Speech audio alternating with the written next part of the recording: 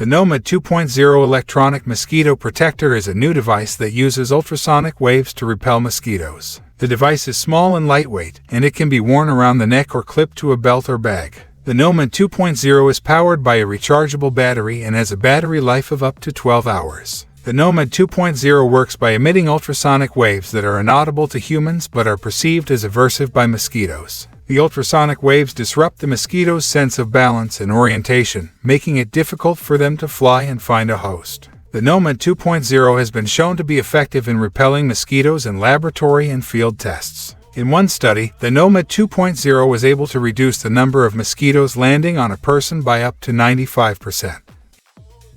Here are some of the pros and cons of the NOMAD 2.0 electronic mosquito protector.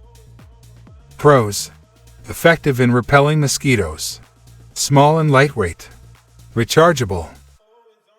Cons: may not be effective against all mosquitoes. May not be effective in all environments. Expensive.